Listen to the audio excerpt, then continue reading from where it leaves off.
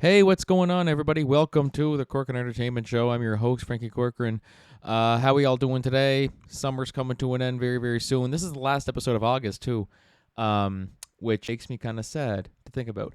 But is what it is, guys. Hope you guys have been having a great last week of your summer, and because it's going to go by quick, so let's just make sure we enjoy it. First off, before we start, I just wanted to thank everybody who came out to see Music from Elsewhere over at New Maritime this weekend. We had a great, great show, and it was just a blast. Being able to showcase some amazing talent. We got lots of awesome talent here. And just thank you guys for coming on out, everybody who came out, and we're definitely going to do more stuff like that in the future. So just stay tuned for that. And we got some more announcements coming about some things that may be happening here in Miramichi, in the next little while. So we'll keep you up to date on that. There will be some announcements and stuff like that.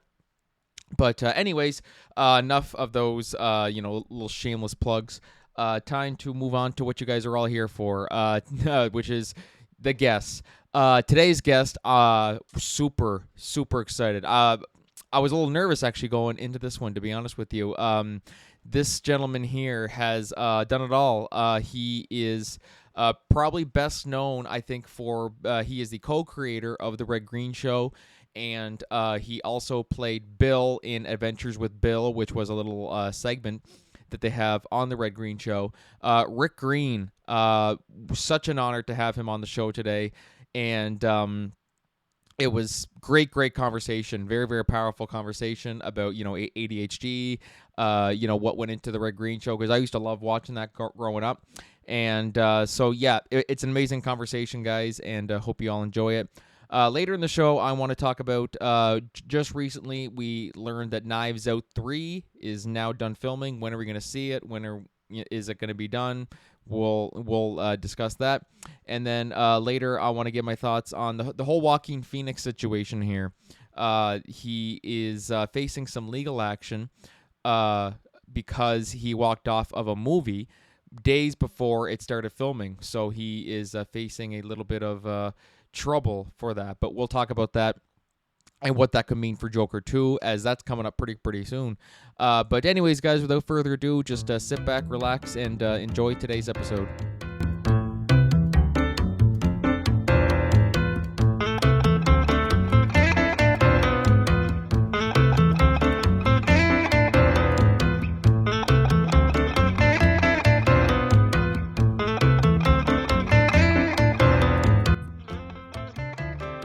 All right. Hey, what's going on, everybody? Welcome to the Corcoran Entertainment Show. I'm your host, Franky Corcoran, and today I am joined by a man who it feels like I've known him for years, even though this is actually we just met. And the reason why is because I was a huge fan of The Red Green Show growing up. He is the co-creator of The Red Green Show, and he also appears as Bill in the segment on the show, Adventures with Bill. And he is none other than Mr. Rick Green. Rick, how are you doing today? I am good, Frankie. Now, I noticed you started by saying, how's everybody doing? But you didn't pause to allow everybody to reply and let you know. So that's a little, we'll take a moment now. How's everybody doing? We're doing great. Thank you. Oh, we love you. What's wrong with Frankie's nose? I don't know. All right. So, thanks. Red Green was an interesting experiment or experience for sure. And it was, we'll talk a little bit about it, but it was one of those shows that just developed a cult following. And usually when you hear a cult following, they're urban and goth and they're dangerous and there's violence. And this was a very different cult. It was people, as somebody who lives in, I think in Winnipeg or Minnesota said, we didn't see The Red Green Show as a comedy. For us, it was a documentary. It really was. Like, people would say, like, some of the stuff that you guys would do on it, you're like, yeah, that's just, it's very grounded in reality. That's how our lives are. You know what I mean? Like, and Yeah. then I remember in elementary school, it was a friend of mine was I can't remember what he was doing, but I remember he was coming up with this real crafty some sort of weird craft. I can't remember exactly what it was, and I said, "What is that?" And he goes, "Oh, I saw it off the Red Green Show. Where it's inspired off something off that." I'm like, "Wow, it's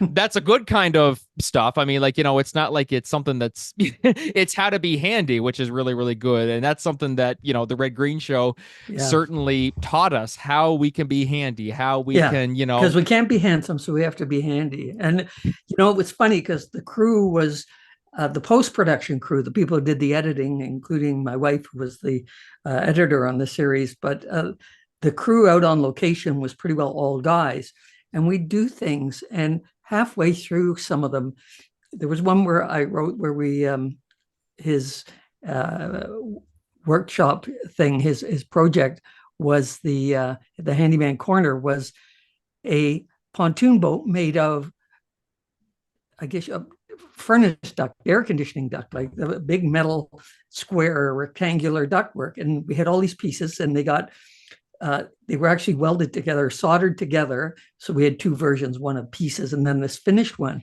And if you think about it, with caps on the end, it was basically a pontoon. The gray metal uh, uh, vent work that you have in your house for your heating and stuff in the basement usually.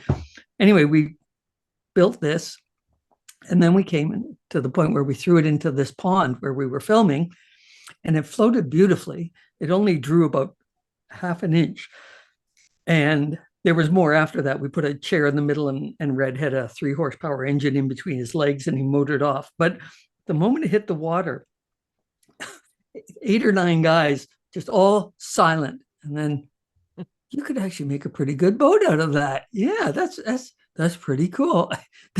They wanted to get on it and try it and see how stable it was, and it was incredibly stable. So, uh, yeah, I mean, a lot of the stuff was so get silly and over the top, but now and then I come up with an idea, or Steve would, and we would just put it out there, and you knew if you could make this is true in any television show, if you can make the crew laugh, you're on your way because they've done 1,000 shows, right? So they've seen it all. Yes, definitely. Definitely. And 15 seasons of it, you guys did. What was the biggest challenge? You're doing a show for 15 seasons. You were the co-creator, of course, alongside Steve Smith, who of course played Red. And so what was the biggest challenge in, you're coming up, you're trying to stay, you want the jokes and the episode ideas to be fresh and stuff. What was the biggest challenge 15 seasons into a show, and it was such a big show as well too? What was the biggest challenge in just keeping all those ideas fresh and just keeping the quality consistent? I think going back to my early days with the Frantics comedy troupe, the four of us, we overwrote. So we had a half-hour radio show, and they actually groomed us to replace Air Farce, who had done a 1 hour TV special. And then Air Farce's TV special did not work out well, and they stayed on radio for a few more years until they got their own show, a very different show, because the first thing they did was basically record their radio show. They were standing there with scripts, and it just didn't work as a television series. But and then when they found their stride, the Air Farce just took off. It was great. But we had 28 5 minutes to fill every week, and so we wrote probably close to 20 minutes each, the four of us, and then we read them over the week. We would read them and then rewrite them, and you would rewrite anybody's. So we were always adding ideas to each other's scripts until you couldn't tell. I can look at stuff and surprised that I wrote the first draft. I was sure someone else had, and by the same token, I wrote that. No, that was actually Dan or Paul or Peter. So we overwrote a plethora of ideas, and I think with the Red Green Show, we had a family cottage, so I was used to canoes and boats and motors and snorkeling and all of those things. And as a young, when I was 14, 15, we were out in the woods doing stuff at the cottage, building things. We were taking wooden boats and messing them up. One boat, we cut a hole in the floor. It was a flat bottom boat. We cut a hole in the floor, built up the wall around it, then stuck a ladder underneath. And so you could row the boat out into the middle of the lake to where there's a shallow spot. And literally you could climb down a ladder through the center of the boat to go snorkeling. Does that make sense? So you had a boat with a hole in the middle, but the walls were high enough that the water just came up to the same height around the outside.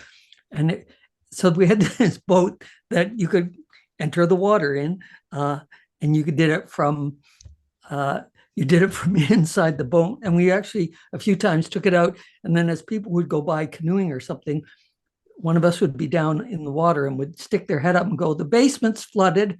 And then whoever was left would go, the others would go, "Oh dear, let me help." We all went down the center of the boat, and you just see the looks on people's faces like, "Well, what?" It was a 14-foot wooden boat. But anyway, so part of it was just stuff we were interested in. I've done a fair bit of renovating and things over the decades. So there was that. And then literally for the first few seasons, I went to used bookstores.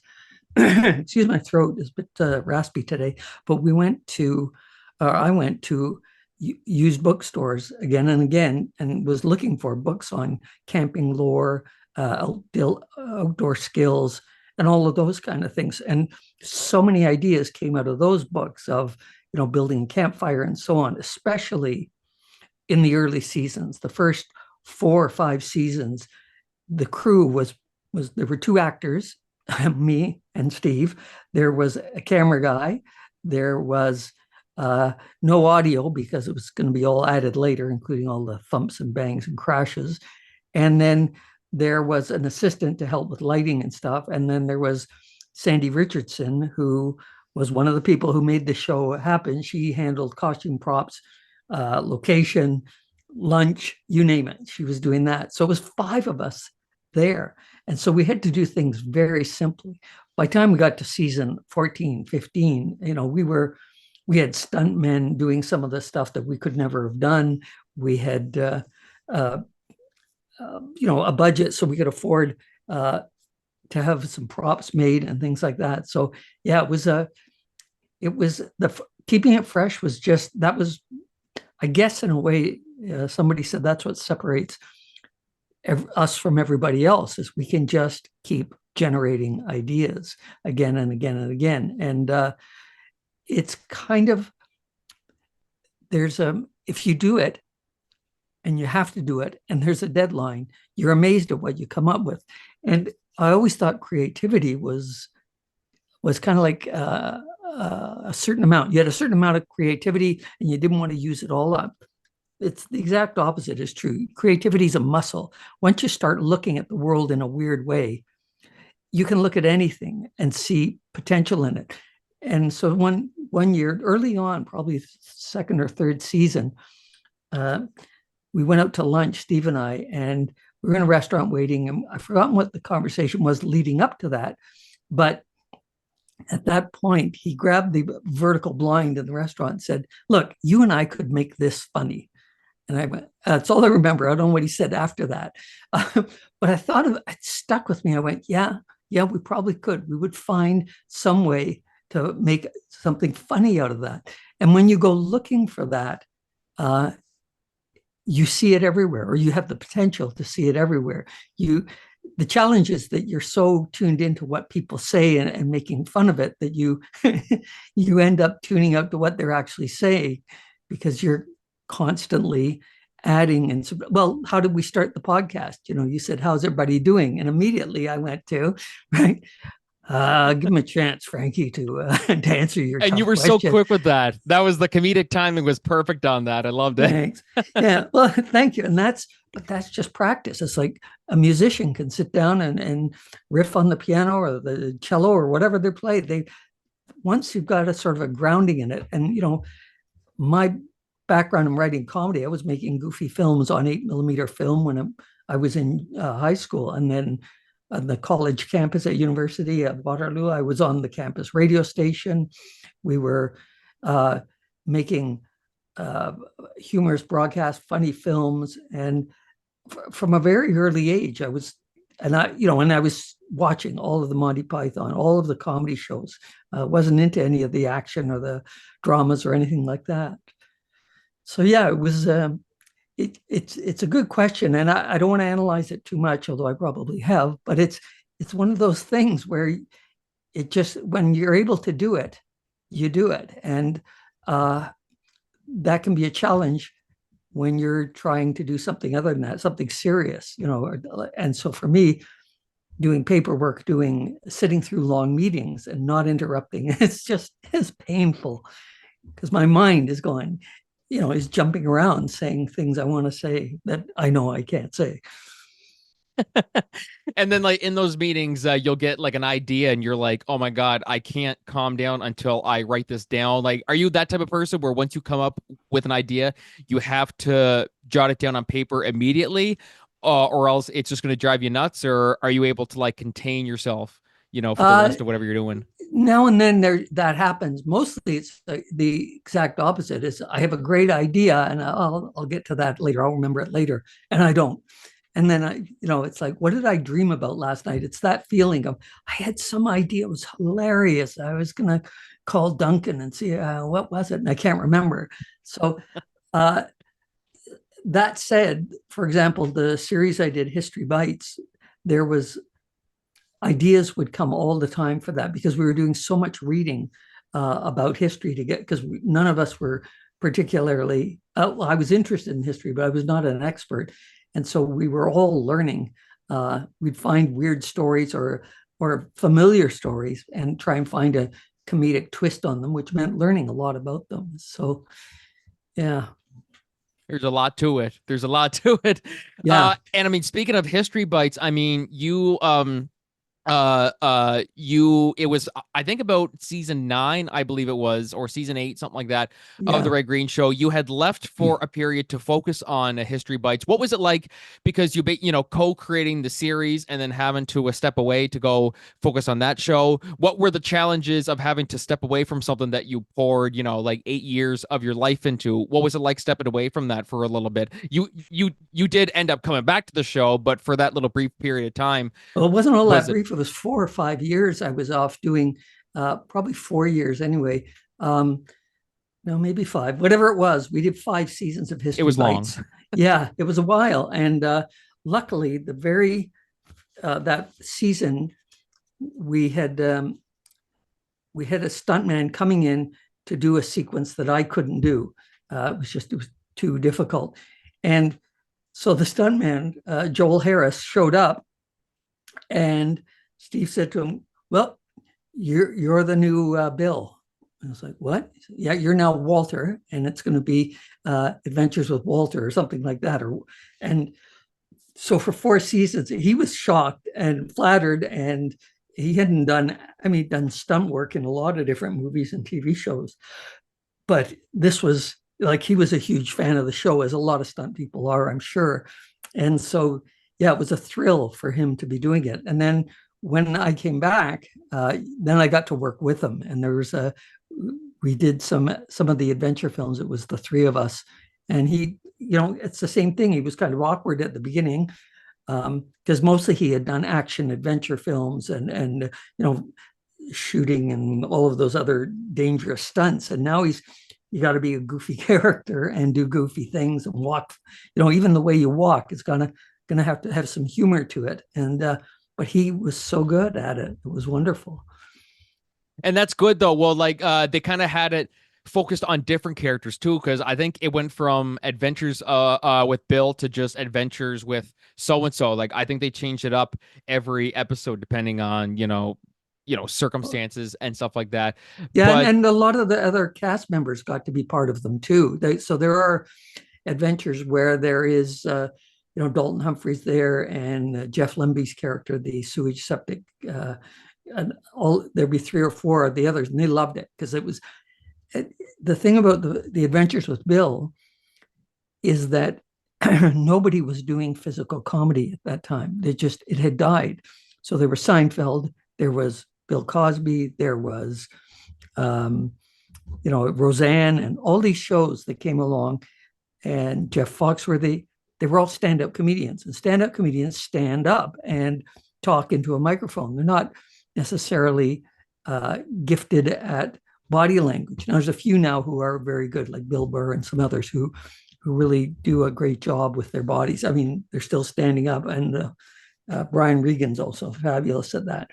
But the actual pure physical stuff, nobody was doing that anymore. And somebody told me the last show that had that kind of physical comedy was Laverne and Shirley, which is going way back. So yeah, to do physical comedy was really fun. I ended up doing a little bit or a lot of reading about how they shot silent movies, and and Chaplin and so on, and learned how the Three Stooges could appear to poke each other in the eye and smack each other and stuff, and they weren't even close to doing that, but it was all sound effects and the camera angle and so on. And so that, based on that, we were able to, it was, every time we went out, it was an experiment. I have to say that's what it was. I didn't have any experience. I'm not a stunt man. I look back now, I probably should have got paid stunt rate for what I did, because some of it was dangerous stuff. But yeah, it was incredibly different from what everybody else was doing. And what I love about it is that for anyone watching who was under the age of 8, that was their favorite thing, right? It was like a live cartoon. Yeah. And they looked great. I remember bringing home the first episode and sitting down, my daughter's watching with me, and The Adventure with Bill comes along, and Bill gets whacked in the head and poked in the eye, whatever it was. And my daughter burst into tears. Daddy, did you? So I literally had to stop and explain what had happened and done it. But she was so upset because it looked like I was getting nailed and whomped and all this of the is rest Dad's of it. job. This is how Dad makes a living. Yeah, exactly. Right. But it isn't as bad as it looks. And so, yeah, sound effects buys you everything. In fact, if you've ever been on even an action movie set when they're filming, there's no music, there's very few sound. The guns go, there's no bang, bang. A lot of the smoke can be added in later. The flashes now are added in later, and so on. So, yeah, it's the visual aspect of, I just love that proscenium stage, and it was all taken really the most heavily or biggest influence was actually the Bugs Bunny and all of the Warner Brothers cartoons, where the movement was almost always left to right, right to left, and through the frame, and using the edge of the frame and so on. So that was kind of neat to have, but not even realizing that's what we were doing until we were 2 or 3 seasons into it. And somebody saying, obviously you drew on Warner Brothers cartoon. I guess we did. I just didn't realize it. Like, literally, it was like, as you said, just watching a real life cartoon. Like, that's basically what it was. And talking about like stunts like that, was there one in particular? I mean, you were like, some of the stuff which is crazy. You're like, I should have got paid stunts, what the stunt doubles made. Was there ever one where you got to it and you're like, I can't do that, like there's no way I'm doing that? And then no, no, because I wrote it. So I wrote most of those, I would say, and I wrote those knowing what I was capable of doing and what was dangerous. The one that I got hurt a few times, but never in the way that I would thought I was going to get hurt. There's one with boomerangs, and we're firing them and they go away. And then I come in with this 4 foot or 5 foot long black boomerang, and I fling it. And then we pretend with our eyes, we're watching it go up, up, up, up, up, up. And there's a sound of the added. And then we both frown and it looks like it's coming back towards us. And Steve turns and runs. And I set up a bench that was there with a bunch of jars on it and glass bottles and things. And what I was going to do was leap over it and continue on. And the guy who one of the crew members had picked up the boomerang from where it landed, like went 8 feet and then fell, right? But he picked it up, went over the other side of the camera, and he was going to fling it in like a frisbee, two-handed. And this thing would, the goal was to have it come along, just skim the top of the bench and smash all the glass after we both had cleared out. I was so worried about that thing coming up behind me because it was going to be coming fast. There was going to be broken glass that I wasn't focused on jumping over the bench. My toe caught. And if you ever see that episode, my toe gets caught and I go down hard. I landed on, I was winded. I got back up again. If you've ever really injured yourself, you tend to quickly try and get up and move. Apparently, people have been shot do the same thing. So anyway, I got up, but it hurt. I winded myself, and yet other ones that seemed so there were simple ones that it was just a lack of focus. The only one that really scared me was golfing, and I had to be on like a ladder, the V shape, the letter A ladder kind of thing. And I was straddling it sideways because I had I don't know, 9 foot long golf club. And so I was basically one leg down where the steps are and the other along what would have been the back of the ladder. And they put some sandbags at the bottom to try and stabilize it. But I'm up there and I got to swing this thing over my head and around, and it's reasonably heavy, and follow through. And it's windy and it's flat terrain, golf course. So as I move, every movement I made, the ladder would rock a little bit. And I thought, if this goes badly, I've got an 8 foot drop either onto my back or onto my face. And anyway, we got it, but it was one of those ones where it's like, yeah, never doing that again. And thankfully that you wrote the stuff so that you know what you're capable of. As you said, it's really, really good that, someone else wrote it, didn't check to see if it was okay with you. And then on set, you're like, well, what the hell? I'm not doing that. No, and we also I knew ahead of time, especially in some of the early seasons when I was directing, and I kind of directed the Adventures with Bill even before I was officially directing. But I knew how I was going to rig the gags, as the stuntmen call them, how things were going to happen, and so that was we arrived like, because you had to have the props or whatever you needed to create the effect you were trying to do, and so it required, people think it was very spontaneous. It wasn't. It was scripted. I broke it down in storyboards, shot by shot by shot, and so the cameraman and everybody could see what we were doing and what the effect would be. And then from there, you add stuff. You come up with extra ideas, like the two of us running away. I said, well, what if I jump over this and you hit these bottles and they'll be, and so on. Great, we'll add that in, and then and then I got injured. But yeah, having written it myself, I kind of knew what I could do and what I could not do, because I'm not necessarily particularly coordinated, which is nice because that adds to the comedy. So.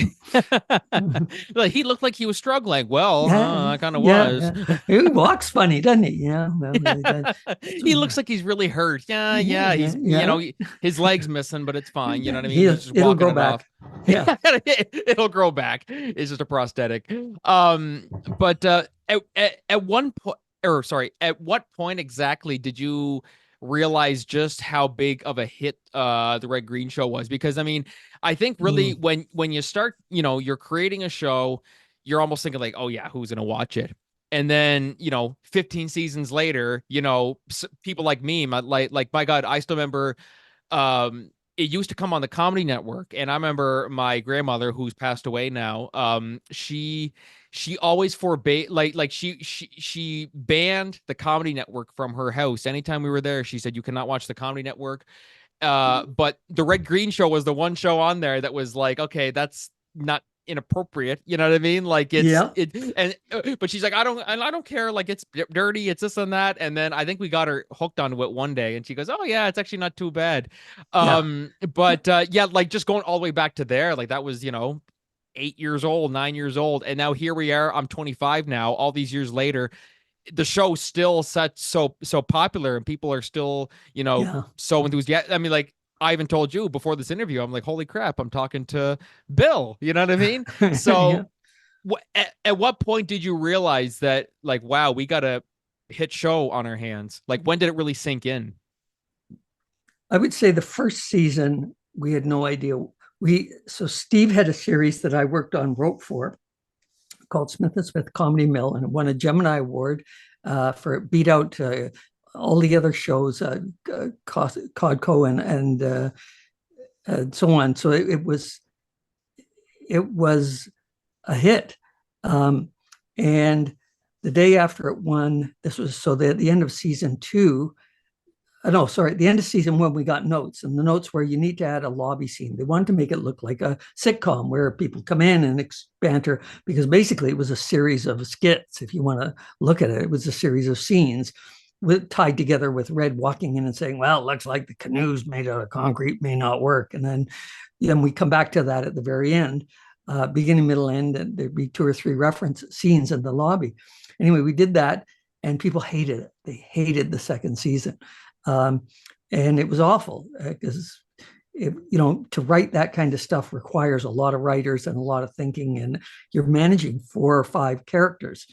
Whereas Red would go out and talk to Ranger Gord and to Graham Greene's character, Edgar Montrose. So it was much easier, much simpler to stage and so on.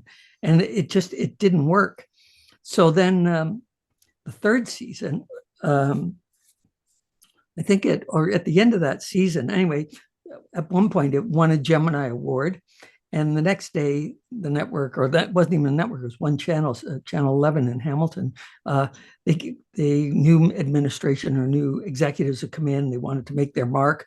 And this show's doing well. Well, cancel it because that'll make my shows look bad if they don't work out. So the show got canceled. And then Steve went through 2 or 3 years of moving the show from different networks to keep it going. And man, he risked everything to do that. But when it got to the CBC and season 5 or 6, the head of the CBC of programming said to Steve, as long as I'm here, you will have this show on this network. And long after he went, it was still on the network. It was their hit. And you touched on something there, which was that, so much of the comedy back then was Comedy Network stuff, was outrageous and deliberately outrageous and rude without really, to me, rude without a payoff. It was crude. And when I watch Family Guy, I bounce between, God, this is funny, and they didn't need to do that. It goes back and forth. So that when we went to CBC, I remember somebody at CBC talking about a different show, said there's no such thing as a family audience anymore. And I thought, well, you should come down and see the audience at the Red Green show, because there are kids, there are young parents, there are older parents, there are grandparents, there are 3 generations sitting side by side laughing often at different things. Some of the kids wouldn't have caught everything when Steve did his sitting there wrapping fish lures and talking.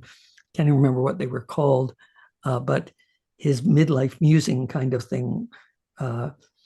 Those the adults got them, and they were sometimes very sweet and very poignant. And then the Handyman Corners and the Adventures with Bill and the game show and all these other things, everybody loved. So yeah, it was that I was really proud of that we didn't, and it was a challenge, not just to come up with ideas, but there are a couple other things I'll mention we did. One is there were no women on the show, and the network said, you got to have women on the show. And Steve said, no. And at one point he said to me, there is a woman on the show. I said, oh, it's Harold. Because Harold is the voice of reason. I thought, oh, Steve's so smart. It's like, that's what it is. He's the one going, instead of, honey, you're not going to go and do that. It's because he's powerless. Uncle Red, do you think, making canoes out of concrete is so you had that, there was that voice there. And the other thing, at least during my tenure, and I don't know afterwards, but there were no jokes about the wife, my wife. It, it's like that. If there was any comment about somebody's wife, it was always a backhanded smack at themselves. And the joke, it's we never use this joke, but it's my wife says I'm a lousy lover. How can she tell in 14 seconds, right? And so here's the guy complaining about the wife without any awareness of his part in the complaint. So there was that element of it that we had to keep it. It was just guys. And a university professor wrote to us early on and said, please never have women on the show because we know how you behave when we're around. And this was, you could argue that the Red Green Show was what happens when you leave men on their own with power tools and lumber and all this other stuff. Chaos, right? It's like there's these TikToks all the time. It's or not just TikToks, but the girlfriends are the girls will be around saying, "Oh, the boys, they're probably off cheating on us right now." Meanwhile, versus what the boys are actually doing, which is just like what they're doing on the Red Green Show. Like that would be a Right. perfect. That's literally what the boys are doing, you know. Yeah. And then Steve ended by saying, if my wife is watching, I'll be right home after the meeting. So he Yeah. wasn't going drinking. He wasn't, that added another level of it.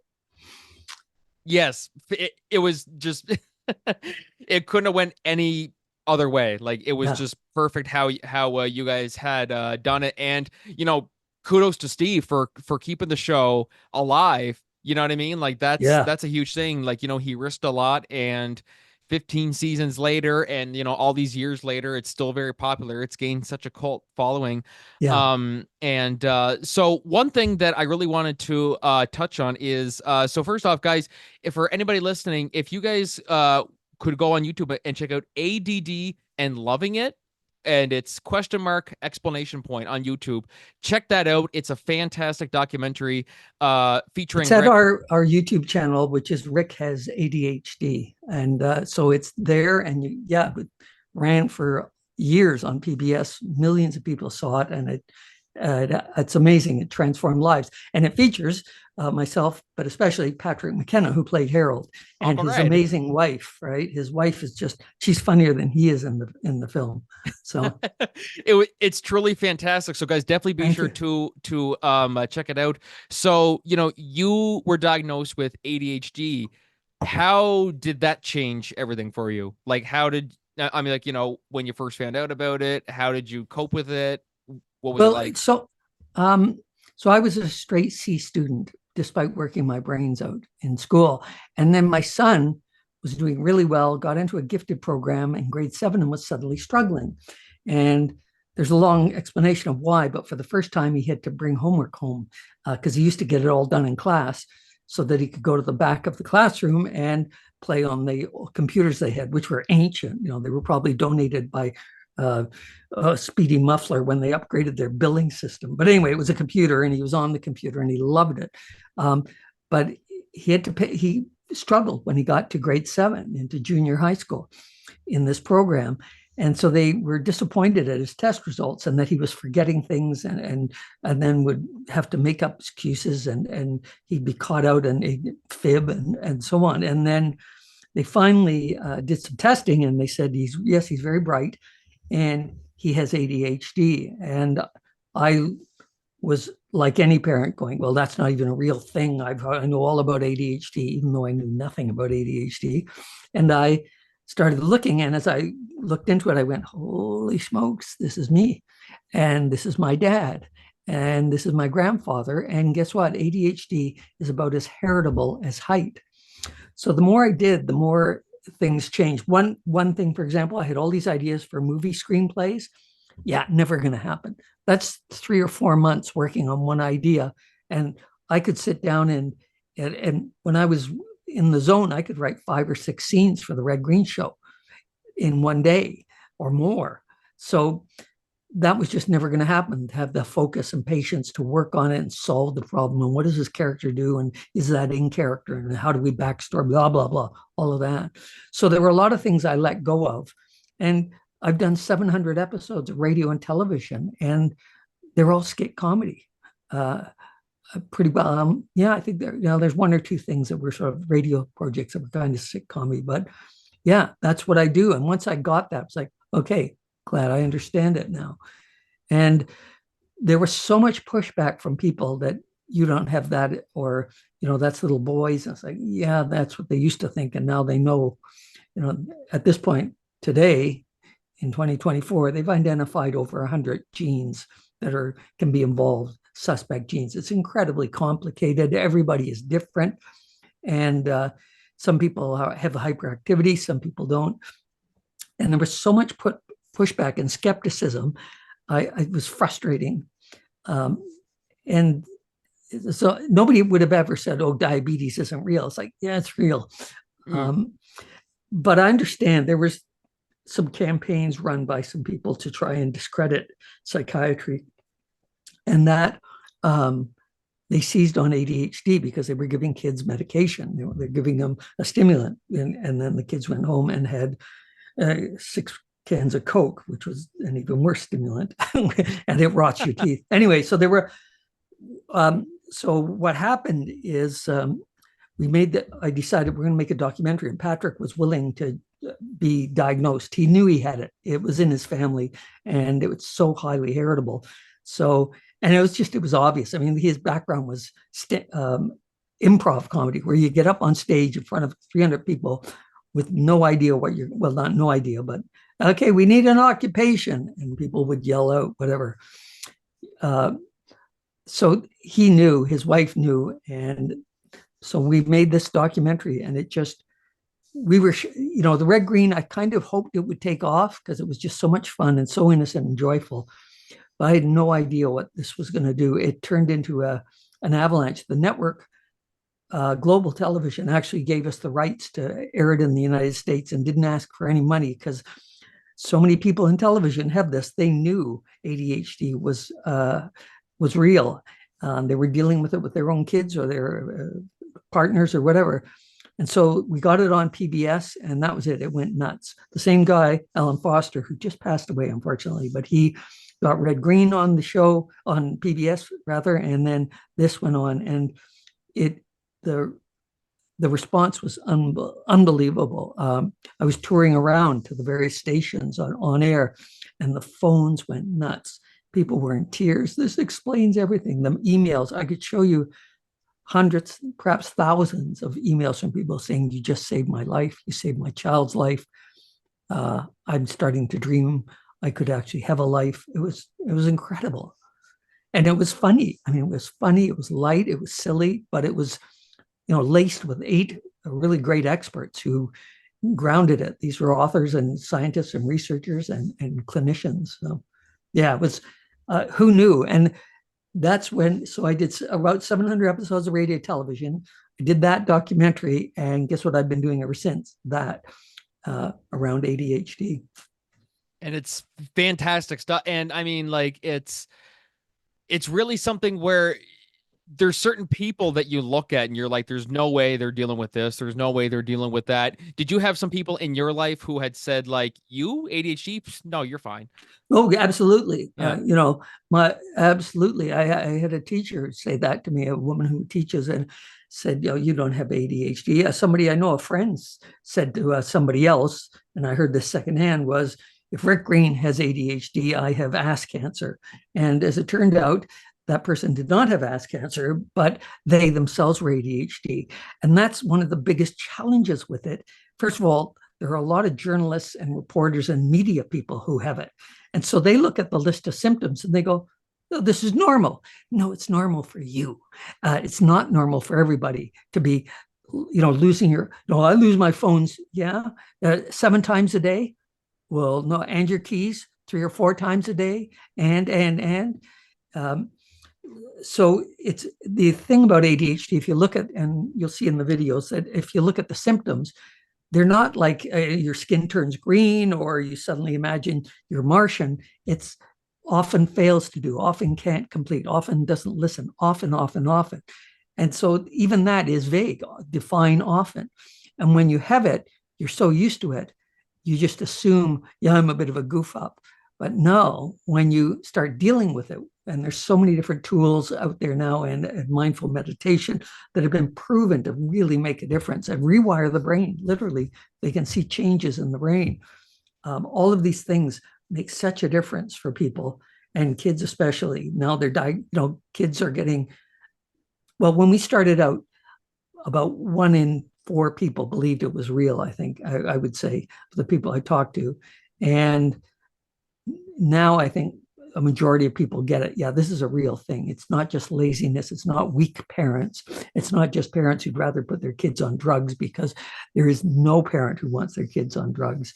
And it's kind of the last thing that people will consider when the other stuff, all the other things, they just can't seem to make it work. And so I've done a whole bunch of videos about the medication and the difference it makes and how safe it is. And it's been around since 1950 something. So yeah, anyway, I mean, it, it's yes, almost like the whole being an alcoholic. Like the only way to help yourself is to first off, like the first step to everything is admit that you have a problem, whatever it is. Like that's yeah, really the first step of it, you know? yeah, absolutely. And it's the difference is that, with alcohol, it's like you're drinking 3 drinks a day. Like that's, yeah, I know, but I'm going to cut back. Whereas this, it's so ingrained in who you are, um, that, and the way your mind works and the way you see things, that you can't see outside of it. It's very hard. And that's why often, um, if you're getting diagnosed, you want to bring somebody along who knows you well, and also somebody who knew you as a child, because it shows up. You come into the world wired this way, right? So that's key, is to have other people who, because I don't know, I don't think I was nervous. I remember saying that somebody about anxiety, and I said, yeah, I'm not. I don't think I'm particularly nervous. My older brother just, are you kidding me? You were always worried about nuclear war and that, this and that. And, well, yeah, but wasn't everybody? No, no. I mean, yeah, they were a little worried, but they weren't obsessing about it. So, yeah, it's what I just love, that the people who have it are often the people who deny it. Um, and people think, oh, I'm not mentally ill. It's not an illness. An illness, pneumonia is an illness, and you either take something for it and get better, or you take something for it and you don't get better and you die. But either way, you no longer have pneumonia. Whereas with ADHD, it's always there, 24/7. Problems sleeping even, and staying focused throughout the day, but into the evening, and suddenly the mind wakes up at midnight and your mind is racing and you're coming up with ideas for the red green show, right? And wondering why you didn't have those earlier in the afternoon or in the morning when you were there at the computer. So yeah, the documentary, I mean, Red Green was the most just plain out fun of all the things I've done, I think. And History Bites was, I think, the one I was most proud of, because it was my idea, and I really, I think it was so clever. The writing was so clever with the writers, and the cast were phenomenal. But the ADHD stuff is, I mean, that's what I ended up getting, the Order of Ontario, and then the Order of Canada, and alumni of the University of Waterloo, alumni of honor, and all these different things that I got, these acknowledgements. I have a wall of these diplomas or certificates, whatever they are, for this, because it did, and it continues to change lives. And we had a website. We no longer have that. And for 3 years, we weren't really dealing with this at all. It's a long story. Anyway, now we're back and we're starting again. And so, yeah, do check it out. Rick has ADHD. It's not all about ADHD, but there's a lot of it in there. And we'll be bringing back a lot of videos that we've made over the years, as well as shooting all kinds of new stuff. So it's going to be great. Yes, and I mean, like, just watching the documentary, there's even points where myself, like, I see it, I'm like, oh my God, like that's like, like, do I do that? Do I have that? You know what I mean? Like it kind of Yep. gets you thinking, you know what I mean? And it's crazy, a lot of us don't realize, I mean, not realize what we have, but I mean, like, there's some things that, like, okay, I do that a lot. Yeah. Maybe my mind's racing 24/7. Is it anxiety? And then your anxiety starts to go like, oh my God, I have ADHD now. Like, it's confirmed. Yeah, but it's the difference between ADHD is a good news diagnosis. Once you know what is going on, how many Billy Joe Armstrong from Green Day said the whole band has it. There's athletes. There's a high percentage of athletes who have it because we can hyper focus. In show business, it is everywhere. In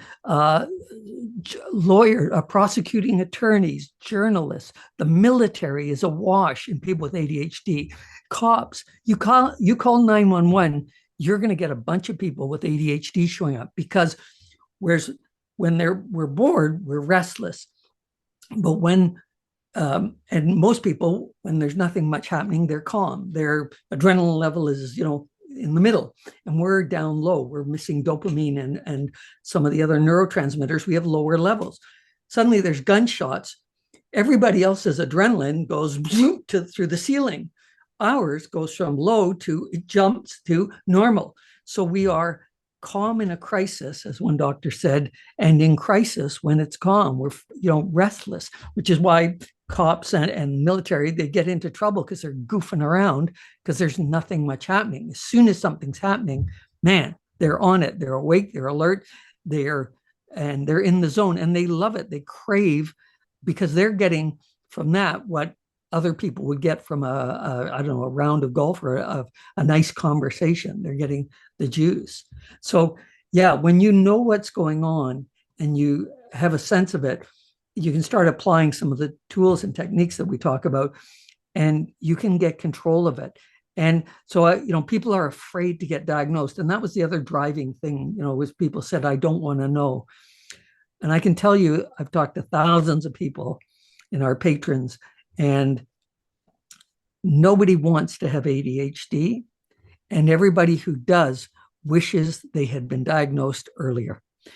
There's people in their 60s and 70s who get diagnosed. They start on medication. They do mindful meditation.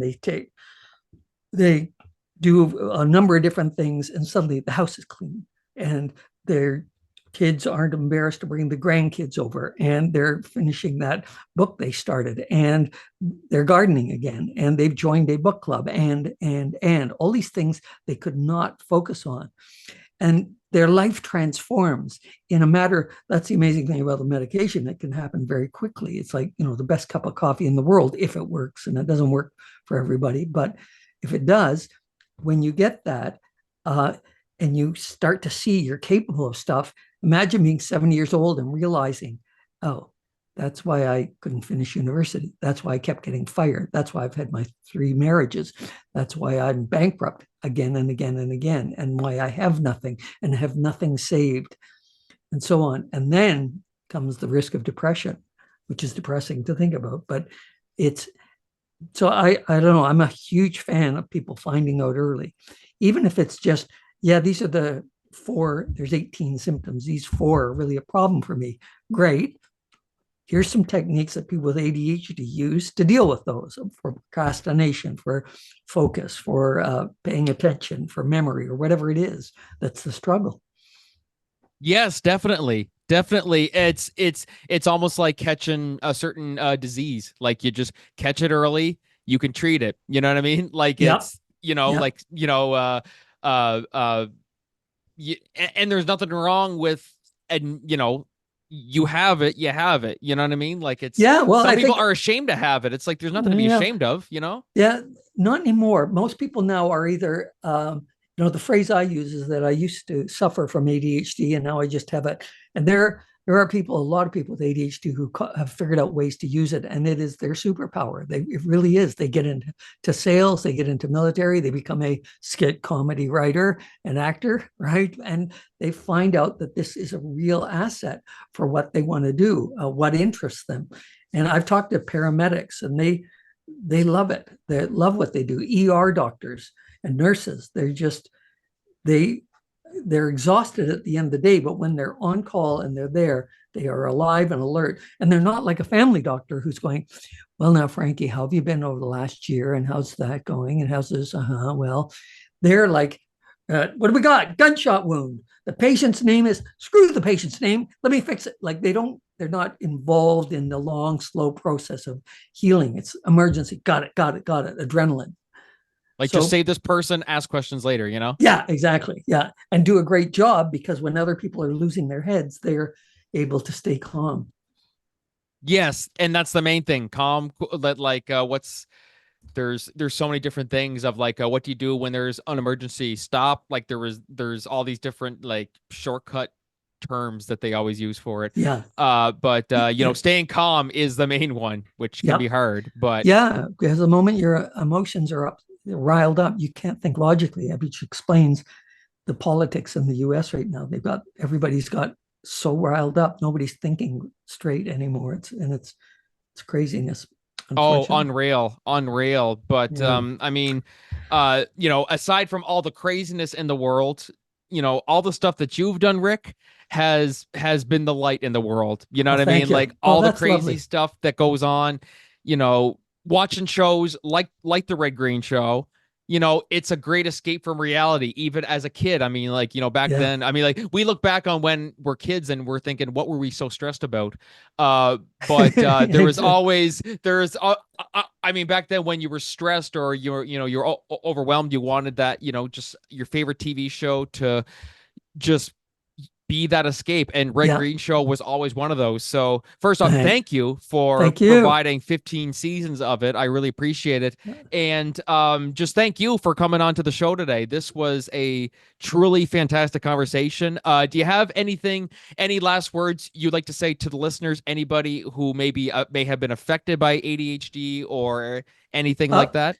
Go to the website or the YouTube uh, page, Rick Has ADHD, and poke around. Watch the videos that they run from, 50 seconds to, I mean, the documentary is almost an hour long. Um, if you think you might have it, or you know someone who does have it, and they don't, pretty sure they have it and they deny it, sit down with them and watch it together. Watch ADD and Loving It. Doctors do that now when they have a husband who says, there's nothing wrong with the kid, and the wife knows there is. And one doctor told me he put on the first 10 minutes of ADD and Loving It, and at the end paused it. And the doctor said, well, and the father, who had been adamant about everything, said, okay, so what do we do about it? He got it in that moment. That kid's life was turned around, because that kid would have fallen. The costs are awful, like 7 times the rate or 6 times the rate of multiple car accidents as a teenager, and higher rates of divorce and bankruptcy, like triple the rate of all of these other issues. So yeah, find out early. You want to know. Yes, even if you think you don't want to know, you definitely want to know Yeah, that you yeah, got it.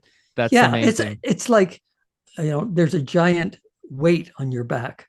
Well, I don't want to know. It's like, trust me, if you find out about it, you can let that weight down, and you will be shocked at how life changes. So Yes, exactly. Exactly. Great thank, words, truly. thank you. That was All right. fantastic. So, thank you so much, Rick, for coming on. Really appreciate it. Guys, we're going to take a short break. We'll be right back. But until then, this is Frankie and Rick signing off. Keep your stick on the ice, Rick. All right. Well, there's no ice in here, but I'll work on. I'll go down to the fridge. Okay. There you Thanks, go. Frankie. Great job. All right. Cheers, man. Thank you so much. You're welcome. Thanks.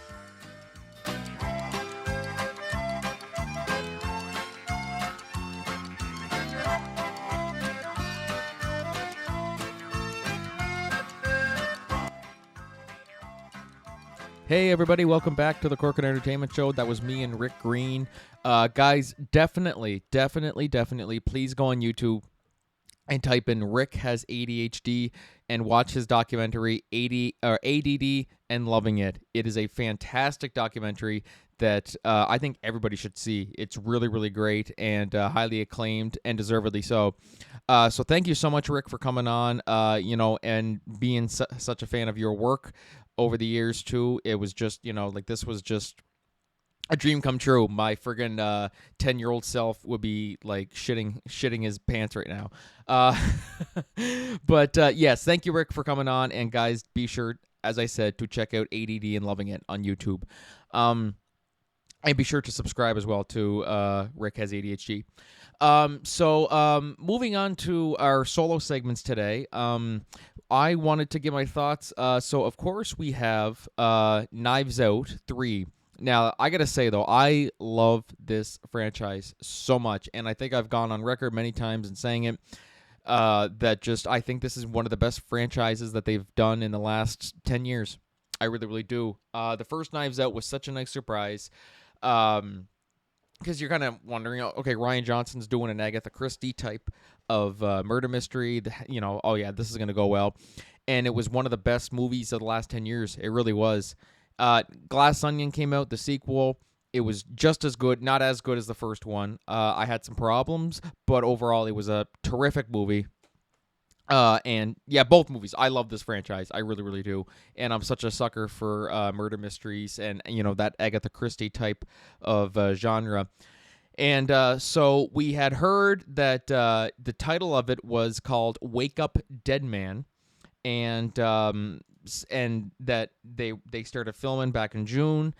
We got the cast, which is a crazy cast. And this is the one thing I love about the Knives Out movies is that the cast is absolutely insane. Like they got so many amazing. Now, I was always skeptical when you're doing these big, like these insanely well written movies.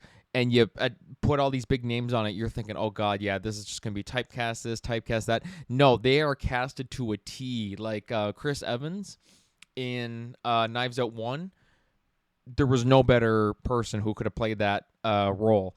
Just absolutely terrific. Christopher Plummer was absolutely fantastic in Knives Out. Jamie Lee Curtis was absolutely fantastic in her role. And then the sequel, we had Dave Bautista was fantastic. He was very well written or very well casted, I should say. Edward Norton was terrific. Like just everybody, like literally all across the board. Kate Upton was in it. They take these big names that you're just going to think that they're typecasting it, and it's not. It's very, very well done, and it's very, very well casted and very well written. And Ryan Johnson, he's a master at it, and I think he's doing it again with this one because, of course, we have Daniel Craig, who, I mean, you can't do a Knives Out movie without him as Benoit Blanc. And then we have Josh O'Connor, Glenn Close, who I heard actually had some trouble during the production because she was hit with COVID-19, and she's what, 70 some, almost 80, and so she was only able to participate in 2 days of filming at some point, like during the film in the 2-month process. Just crazy that she went through that, and glad that she was able to recover from it. And her stuff's all filmed for the movie now. Josh Brolin as Thanos, or not as Thanos in this movie, but he's in this movie. That's what he's known as. Mila Kunis, Shut Up Meg. Jeremy Renner, the guy who fought a snowplow and survived. And Kerry Washington, Andrew Scott, Kaylee Spaney, Daryl McCormick, and this is one I'm excited for, Thomas Hayden Church. I'm really excited to see Thomas Hayden Church in this. He's a great actor, not just in Spider-Man, but I liked him in Daddy's Home, the first Daddy's Home movie. He was really, really funny in that, and among other things he's done. Yeah, so they just finished filming for this, which is actually crazy to think about because they literally just started filming this, but I guess, it's not like there's, a crazy amount of special effects or anything like that. I mean, obviously any movie takes, a long time to, film, get ready and stuff like that in the post-production. But I was just very surprised by just how quickly they were able to get this one out. I mean, I'm sure the other ones probably finished around the same amount of time too, I guess. But so the question is, now that they're finished filming, when do we see this coming out? That's a good question. If I had to predict, well, they say 2025. If I had to make a prediction, I am gonna call right now. We're gonna see Knives Out 3 or Wake Up Dead Man. We're gonna see it in May 2025. I'm gonna say May. I think that's reasonable. I'll say May. It could change, but I'm gonna say. I mean, like now that they finished filming, and the post production, that's gonna take a little bit. I'm gonna say May seems like a reasonable amount of time. We'll probably get a trailer probably early next year. We've already gotten like teasers and stuff for it. Maybe, who knows? Maybe we could get a teaser by the end of the year. But either way, I'm super stoked. I am super stoked to see Wake Up Dead Man, and I think it's going to be terrific. I really, really do. I have all the faith in the world in Rian Johnson now. People give him shit because of the Star Wars stuff, but I'm like, first off, I'm not a big Star Wars fan. So yeah, people are going to shoot me for that. But also, I mean, he's proven himself with these last two Knives Out movies that he can do it. So, anyways, I'm super stoked. I'm predicting May 2025. We'll see when we actually do find out the exact date. We'll talk about it on here and see how right I was, how wrong I was, whatever. But definitely, guys, be sure to let me know your thoughts on that. I'm really excited. It's just great to see that this murder mystery genre is staying alive. It's really, really fantastic.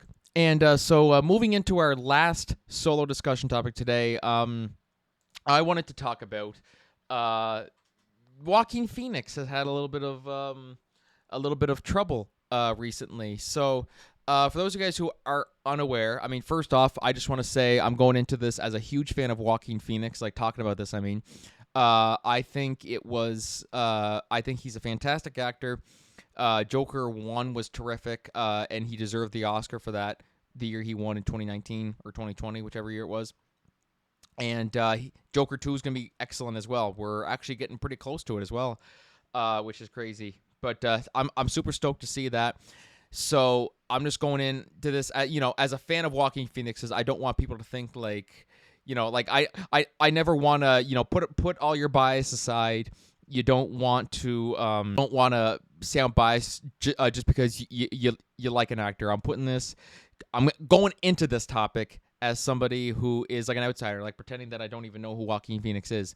So this is from the Hollywood Reporter. Joaquin Phoenix's last-minute exit sparks huge amount of outrage amongst Hollywood producers.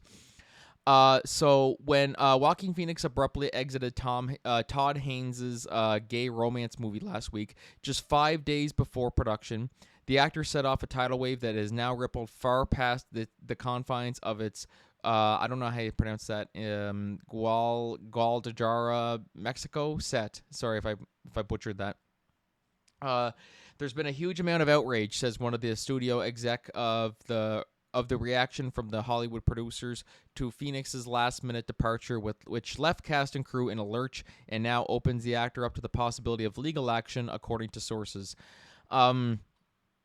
The untitled film, also starring Captain America Brave New World's Danny Ramirez, was said to focus on an intense gay romance in the 1930s. According to multiple sources, Phoenix got cold feet in the lead up to the production, though the reasons remain murky. A rep for Phoenix did not respond to a request for comment. Killer Films just declined to comment. Now, the problem with this, the big problem... Now, here's one thing that we got to keep in mind is that we don't know the full story. We don't know exactly, because right now, for a reason, all they're giving is he got cold feet. That's all we know. He got cold feet. Why he got cold feet, we don't know. Maybe the whole thing with it's a gay romance thing. I don't know. Maybe his wife didn't like that. I don't know. But here's the problem. You see, he pitched the movie. This is the thing. He pitched this movie to the studio, who bought it under the they bought it with Joaquin Phoenix in mind to play it. That was the deal. So that right there is the biggest head scratcher of this whole thing. He pitched it to them, and then they went and spent millions of dollars to hire people and locations and build sets and all that stuff. And then 5 days before production, he quits. Like, for a movie that he pitched, mind you, he brought to the table. Now, like I said, there could be more to the story. We don't know what was going on behind the scenes, saying that, he got cold feet, but there could be more to it. And I mean, that is what it is. But this is something that, he's going to have to face the consequences of this, I think. I absolutely do think he'll have to, because we're also seeing now with Joaquin Phoenix, this is also starting to become a little bit of a pattern of behavior. There's stories that he almost walked off the Joker set. There were stories that or there was Napoleon. He threatened to walk away from that unless they hired some friend of his to be a part of the production, like whether he was a writer or something. Threatened to walk away if they didn't do that. So we're starting to see now that this is starting to be a little bit of a pattern of behavior. And the way I see it, how does this affect Joker 2? I don't think that this affects Joker 2 at all. People will see it, do whatever. That has nothing to do with it. Where I think this affects him is that who's going to work with him now? I mean, if he goes to a studio now and pitches a movie, they're going to say, no, not a chance in hell. You know what I mean? Unless you pay this big deposit or something like that.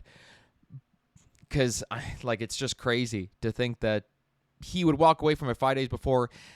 Now, we as I said, we don't know what's going on behind the scenes, what's going on, cold feet, maybe. Okay, yes, but then why the hell did you pitch it to them to begin with?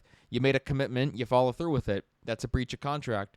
So, and yeah, it is a really messy situation, and it's not one that, you know, I think it's simply going to have to end with, there's no fighting this. He's just going to have to face the consequences. That's all there is to it. That's the way I see it. And I'm going into this as someone who likes Joaquin Phoenix as a performer, but you just can't let it slide. He broke the rules. He's going to have to face up to it. So I know lots of people, as I said, you know, I don't think this is going to affect Joker 2. There are people saying that oh, you know, no, I'm not going to, like, oh, no, people are going to see Joker 2. Nobody gives a shit about that. Probably about 90% of your average movie-going audience doesn't even know that this is even happening. I only know this because I do entertainment news as one of my subjects at the podcast here. So that's the only reason I know, because I'm always looking for stuff to talk about. And so, yeah, I think this is, you know, it's going to be one of those things where there'll be a bit of controversy for a bit. Eventually, people are just going to forget about it. He should face the consequences, as he should, because we are starting to see, as I said, it's a little bit of a pattern here, because all the previous instances where he's almost walked off sets and stuff like that, except this time he actually did walk off on set, and he's already proven that he's kind of being hard to work with. So anyways, let's see how it turns out. My thoughts are just simply he's just going to have to face it, because no matter what's going on in his life, this is a multi-million-dollar project that with him walking away from it, there's lots of people out of jobs. That's lots of money down the drain. You know what I mean? Like, there's a lot. So he's going to have to own up to it and deal with the aftermath. That's all it comes down to now. But I'd love to hear what anybody. Now, here's the thing. I'm not a lawyer. I don't want people to say, "Oh, that's not how it works." Blah, blah, blah, blah. That's why I didn't go into like specifics of, you know, laws and stuff like that, because I don't know shit about that.